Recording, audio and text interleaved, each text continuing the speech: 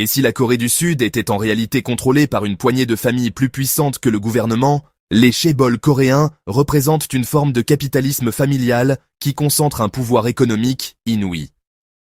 Samsung, à elle seule, contrôle près de 20% de toute l'économie sud-coréenne, dépassant le PIB de nombreux pays. Ces conglomérats familiaux ont transformé la démocratie coréenne en oligarchie déguisée, où l'argent dicte les lois. Samsung, Hyundai, LG et SK forment un cartel économique qui possède littéralement la Corée du Sud. Les 5 plus grands chaebols représentent du près de 2/3 de la valeur totale du marché boursier coréen. Malgré cette domination écrasante, ils n'emploient que 12% de la main-d'œuvre, créant un déséquilibre économique. Ces entreprises familiales offrent des salaires et avantages qui surpassent toutes les alternatives, créant une attraction magnétique. Aux États-Unis, la plus grande entreprise Walmart ne représente que 2% du PIB américain. En Corée, Samsung seul contrôle 20% du PIB, possédant des filiales dans presque tous les aspects de la vie coréenne. Cette domination écrasante étouffe la concurrence et empêche l'émergence de nouvelles entreprises innovantes.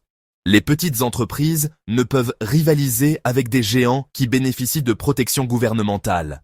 Si vous voulez comprendre comment des entreprises familiales peuvent capturer des États entiers, abonnez-vous et activez les notifications, car cette analyse révèle les mécanismes de l'oligarchie économique moderne. Les chaebols ont historiquement été perçus comme les piliers du succès économique coréen d'après-guerre. Pendant des décennies, les dirigeants sud-coréens ont assimilé leur réussite à la prospérité nationale.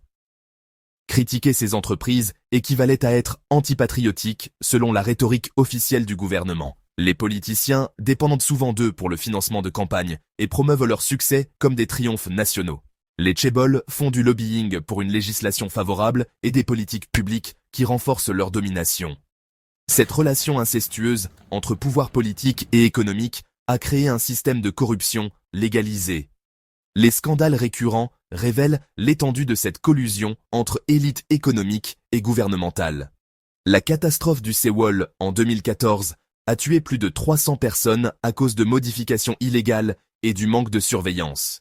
Cette tragédie illustre comment l'absence de contrôle sur les chaebols peut coûter des vies humaines. Le scandale Samsung, impliquant des millions échangés contre des faveurs politiques, a mené à la destitution d'une présidente. Ces affaires révèlent un système où les lois ne s'appliquent pas aux élites économiques.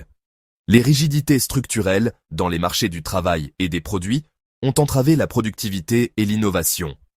Les réglementations excessives et les barrières à l'entrée pour les startups protègent les grandes entreprises de la concurrence. La domination des conglomérats étouffe l'entrepreneuriat tout en rendant difficile l'adaptation aux changements technologiques. Les lois du travail rigides, comme la rémunération basée sur l'ancienneté, rendent les entreprises moins flexibles. Samsung Electronics domine le marché mondial des semi-conducteurs et smartphones grâce au soutien gouvernemental coréen. L'entreprise bénéficie de subventions massives de recherche et développement financées par les contribuables coréens. Ces profits astronomiques ne profitent qu'à la famille Lee, qui contrôle l'empire par des structures de propriété complexes. Les employés subissent une culture d'entreprise toxique basée sur la hiérarchie confucéenne et l'obéissance aveugle. Hyundai contrôle non seulement l'automobile, mais aussi la construction navale, l'acier et même les grands magasins. Cette diversification excessive crée des conflits d'intérêts et empêche la spécialisation nécessaire à l'innovation.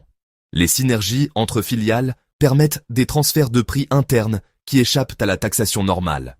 La famille Chung maintient le contrôle grâce à des participations croisées qui défient la logique économique. LG domine l'électronique grand public, les produits chimiques et même les télécommunications en Corée. Cette concentration permet de manipuler les prix domestiques tout en bénéficiant de protection contre la concurrence étrangère. Les consommateurs coréens paient des prix plus élevés que les marchés d'exportation pour les mêmes produits. Cette extraction de valeur domestique finance l'expansion internationale au détriment du pouvoir d'achat local. SK Group contrôle les télécommunications, le pétrole et maintenant les semi-conducteurs, créant des monopoles sectoriels. L'entreprise bénéficie de licences gouvernementales exclusives qui éliminent toute concurrence réelle. Ces rentes monopolistiques génèrent des profits extraordinaires sans création de valeur équivalente. La famille Shea utilise ces profits pour influencer la politique énergétique et les réglementations sectorielles.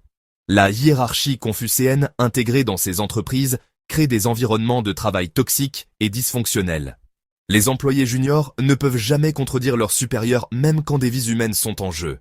Cette culture a contribué au crash de Korean Air en 1997 où la hiérarchie a empêché la communication d'erreurs critiques.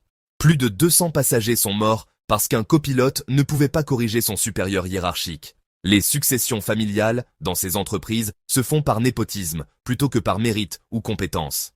Les héritiers reçoivent des postes de direction sans qualification, créant une gestion incompétente. Ces dynasties industrielles perpétuent les inégalités et empêchent la mobilité sociale méritocratique. La richesse et le pouvoir restent concentrés dans les mêmes familles depuis des générations. Chaebol Reform reste un slogan politique vide depuis des décennies, car aucun gouvernement n'ose vraiment défier leur pouvoir.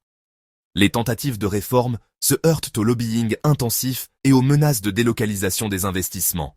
Ces entreprises sont trop grandes pour faire faillite, créant un aléa moral où elles prennent des risques excessifs. Le gouvernement devient otage de leur succès, étant forcé de les sauver en cas de crise. La corruption systémique implique des échanges réguliers d'argent contre des faveurs politiques et réglementaires. Les présidents successifs ont tous été impliqués dans des scandales liés au chaebol, prouvant la capture d'État. Les procureurs et juges subissent des pressions pour clémence envers les dirigeants de chaebol. Le système judiciaire coréen applique une justice différentielle selon la classe sociale et économique. Innovation. Stagnation résulte de cette domination, car les chaebols préfèrent acquérir des start-up plutôt que d'innover. Ils utilisent leur pouvoir financier pour étouffer la concurrence émergente dans l'œuf. Les entrepreneurs talentueux sont soit achetés, soit écrasés, empêchant l'émergence d'alternatives viables. Cette stratégie maintient le statu quo tout en freinant le progrès technologique national. La dépendance économique de la Corée envers ces quelques entreprises crée une vulnérabilité systémique énorme. Si Samsung rencontrait des difficultés majeures, toute l'économie coréenne s'effondrerait immédiatement. Cette concentration excessive viole tous les principes de gestion des risques économiques modernes. La diversification économique reste impossible tant que ces monopoles familiaux dominent tous les secteurs.